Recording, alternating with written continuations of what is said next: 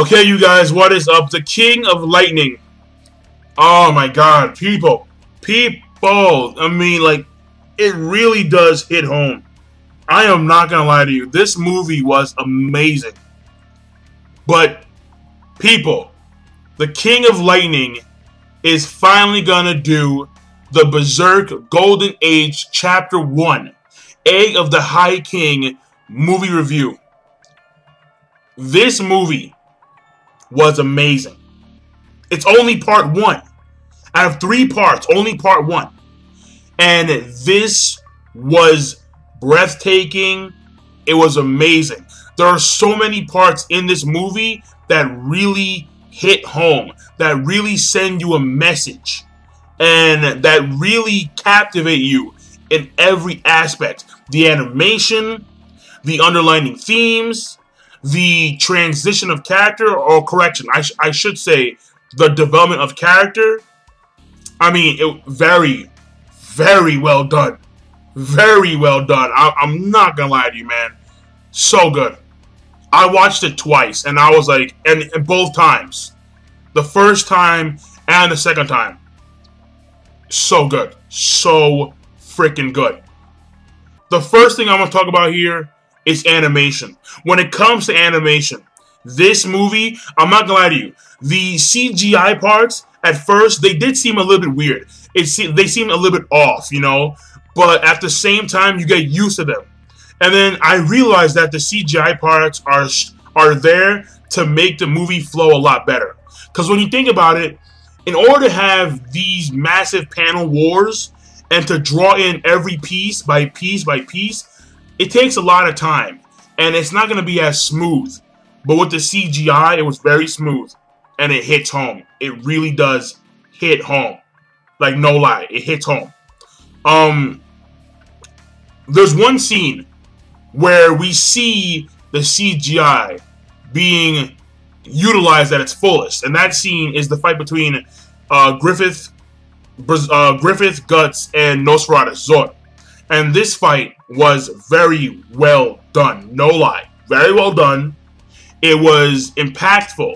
And the CGI made Nosferatu Zod look like he was a monster, but he was very frightening. Like, he was scary.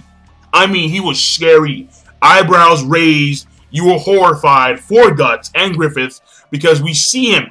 And, like, there's 2 parts that there's 2 things that he does that signify his ferocity. The first thing is that he steps on some dude and literally crushes the guy. The guy implodes, and you're like, whoa, you know, like, it really was like, what the fuck? The second dude, he grabs, he twists and rips this guy in a half, and you're like, yo, get the fuck out of here. Like, you really want Griffith and Guts to get the fuck out of there, because you know if they stay there, they're gonna die. But I mean, like, again, like, that is a very good example of the animation. And then also, when it came to detail, the detail was spot on. Spot on detail. The trees, the grass, the stones, everything. The background was very luscious and vibrant. At the same time, when it came to combat, very grim and dismal. We see intestines here and there. People being cut in half, left and right, and so on and so forth. There's one scene which I think was very well done when it came to detail. And that was when Griffith realized that it was Julius who tried to assassinate him. And we see his eyes. And his eyes are like, they're fierce. And you can see the detail of his pupils. And we can see the detail of the outline of his eyes. And it's just, it really is sharp and striking. So the animation was on point in every aspect. In every aspect. The CGI may be a little bit weird at first, but once you get used to it, it's amazing. It's fucking amazing. The next thing is going to be the pacing. The pacing of the movie, in my opinion, was very good at the beginning, and at the middle, or in the middle end, it kind of seemed fast-paced. I'm not too sure. Maybe it's me imagining things, but it kind of seemed a little bit fast-paced at the middle end. And, I mean, the only reason why I'm saying that is because it's a movie, and in a movie, you only have a certain amount of time in order to get things done. So, I'm assuming that because it was a movie, and because there's only, like, what, I think it was only like an hour and 30 minutes, maybe. So they had to get a lot of things done in a short amount of time. And then again, it is a trilogy. But I'm happy that it's a trilogy, because even though the pacing at some point did seem fast, it was still very good pacing. It was still very smooth, very crisp. No jolts here and there. No, oh shit, like now we're here, and like, oh my god, but like we were there first. No. None of that. Very smooth, very crisp throughout the entire movie. And I can expect the same type of pacing with the other two movies that are coming out later on. Now, what I do want to talk about is one scene in particular that had me on the verge of tears. On the verge of tears, seriously. On the verge of tears. And this scene was after Guts assassinates Julius. He accidentally kills his son. Oh man. This scene hits home. It hits home on every aspect. The emotion, the sadness, the ferocity of what he did. Like you feel angry at the same time. You feel so sad. And you just can't help but stare at the screen like, yo, that just happened. Seriously. And the thing is, I've seen it in the manga 3 times. And every time it hits home. But when you see it animated with this type of quality, it was very sad. Like it really, yo. And I think the main thing that made it so sad wasn't just the tears, wasn't just the blood, or the realization that Guts just stabbed the kid. It was the gasping of air. That's what made it so freaking sad. It was the sound. It was this. It was the gasping of air. We can hear him just gasping for air. He wants to live. He wants to live. We can see him reaching out towards his father. Like, I want to live. Like why is this happening to me? What did I do wrong? I did nothing wrong. And yet here he is slowly fading away. And then he goes limp. And you're like, fuck. And you're like you're really like, fuck. It was sad. It was very, very sad. No joke. Like, almost, like, I swear to God, I almost cried. Like, I was on the verge of legitimate tears. Straight up. Straight up. And the anime, again, it did it very well. I recommend that if you know that you're faint of heart, don't watch that scene. Because if you watch that scene, you're going to start crying, like big time. You're going to start crying. So, I mean, if you're cool with that, fine, by all means. But I'm just saying, I'm warning you right now. Another scene that I thought was very well done was the ending of the movie, where Griffith has his speech and he explains friends. And this is part of the transition of character. Whereas we see Casca, she, at the beginning of the movie, is more of it's like she hates Guts. She loathes Guts. And when it comes to her and her relationship with Guts, we see a transition where from the beginning of the movie, she hates Guts. I mean, she had to sleep with Guts because she was forced to by Griffith so she could warm Guts' body up from a fever. And the thing is that we see her detest for Guts, and then as the movie progresses along, we see that she's starting to be a lot more comfortable around Guts. She's starting to be a lot more caring of Guts. Like, not supportive, but definitely more caring. She's very worried about him, you know, and like she hides it in the whole entire notion of, well, you're going to put the Band of Hawk in danger. But as you can tell, like, she really does care for Guts in the sense of he is a very important person to her. And also, what we see here at the end of the movie, when Griffith has the speech about friends, is that she ties the armband around the arrow wound, and then we see that she's starting to stray away from Griffith and kind of shift towards Guts, which is very important later on in the actual series.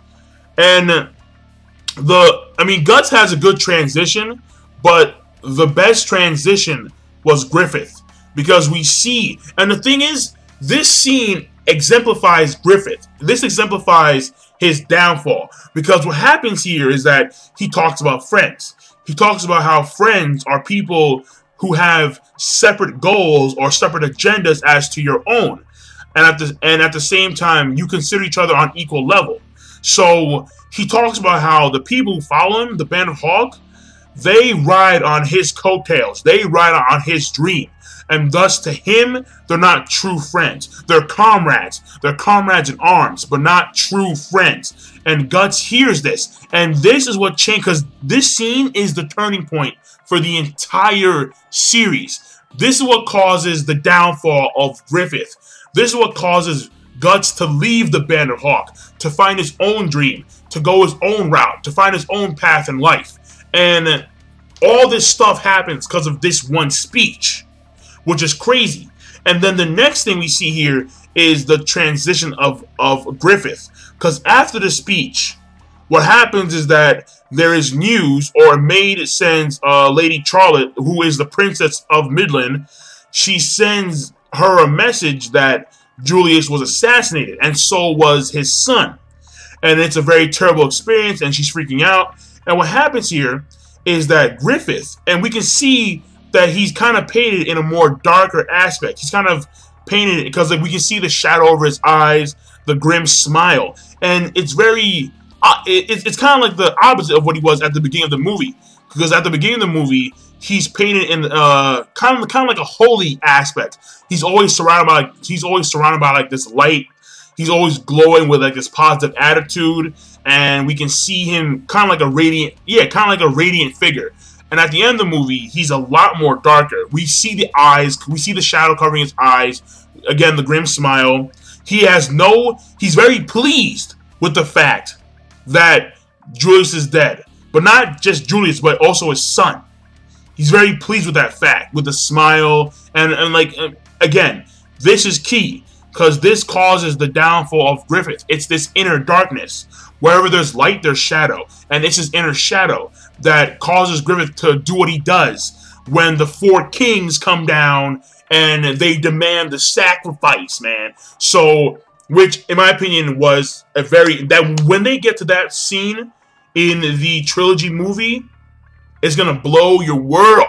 It's gonna blow your fucking world. That being said, this movie, again, amazing, very well done. I enjoyed every minute of it. I mean, I really did enjoy every minute of this movie.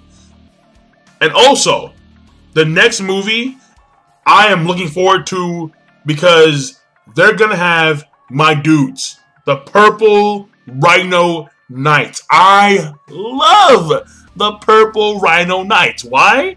Because they're called the Purple Rhino Knights, man. Yo, son. That's a beastly ass name. I don't care what no one says, alright? Making purple look beastly. Purple Rhino Knights. And they fuck shit up. They fuck shit up. And then also in this movie, there should be a lot of reveals. A lot of changes, a lot of reveals. There should be the reveal of Griffith's past and what he had to do, and how this past ties in with the king of, well, not the king. Well, yeah, the king of the castle that the Purple Rhino Knights reside in, and all this kind of stuff. And then it's the transition. It's when Guts leaves the Band of Hawk, and so on and so forth. So again, I am very excited to see the next chapter of this movie. And I do wonder if after the trilogy, I do wonder if they're going to continue with this type of animation when it comes to Berserk. I highly doubt it, because Berserk is a very sporadic anime. I mean, it is a very sporadic manga. The chapters come out very so often, and the thing is, in order to have a successful ongoing anime of Berserk, you're gonna have to need at least another 6 more years, so the author can get a lot more chapters out for his series. So, with that being said, very good movie. I enjoyed it. I'll put the link down below. Hopefully, I'll find a link somewhere of the movie down below, so you can check it out. That being said, the King of Lightning. Rate, comment, subscribe. Peace. Have a nice day.